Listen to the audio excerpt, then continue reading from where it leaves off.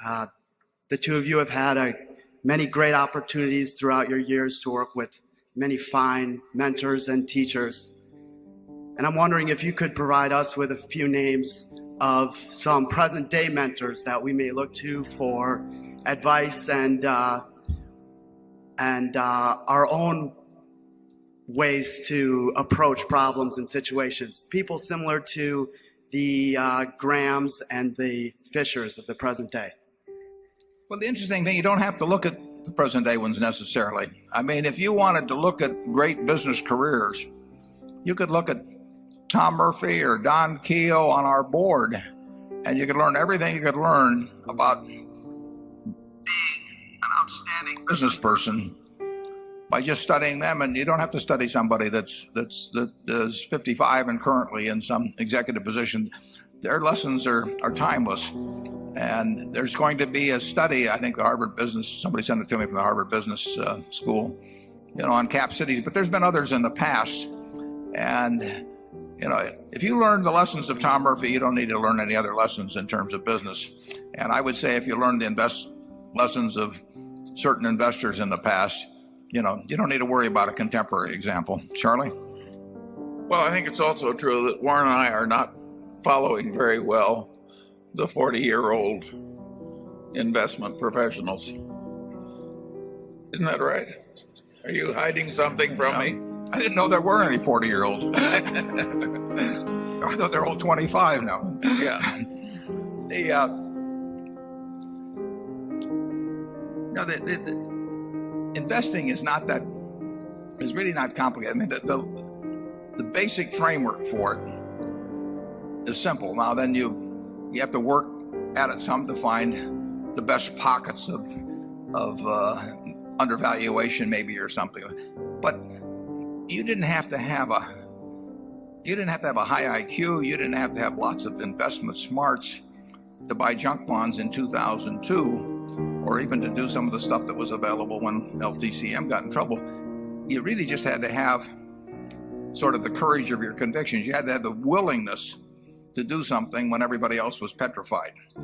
But that was true in 1974 when we were buying stocks at very, very, very low multiples of earnings. It wasn't that anybody didn't know that they were cheap.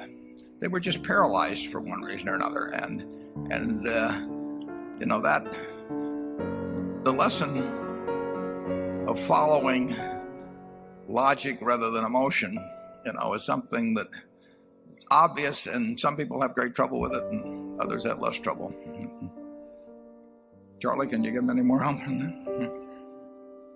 Well, I think this is different. When we were young, we had way less competition than you people have now. There weren't very many smart people in the investment management field. There really weren't. And you should have seen the people who were in the bank trust departments. I mean, so now we've got armies of brilliant young people and all these private partnerships and all these proprietary desks and all the big investment banks. And we've got a vast amount of talent in the investment management business. And there's a lot of competition. If there were suddenly a crisis now, there would be 500 firms that would be studying it intensely, each having capital that they could commit on a hair trigger. In our day, we would frequently be all alone.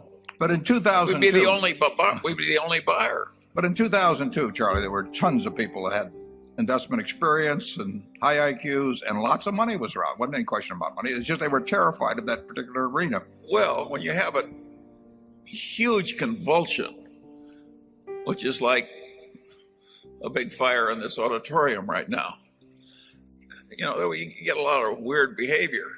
And if you can, particularly at the head table, and if you can be wise when everybody else is going crazy, sure, there will still be opportunities, but that may give you a long, dull stretches if that's your strategy. 3 years ago, you could find a number of securities in Korea, population 50 million, advanced society, strong balance sheets, strong industry positions at 3 or so times earnings. Now, But that took a convulsion to create that. Well, A big convulsion. yeah, but the convulsion happened 3 or 4 years earlier, 5 years earlier, and plenty of smart people in Korea in the investment business, plenty of smart people here scouring. The information was all available. You can go to the internet and get information about Korean companies that's just as good as you get up from the SEC.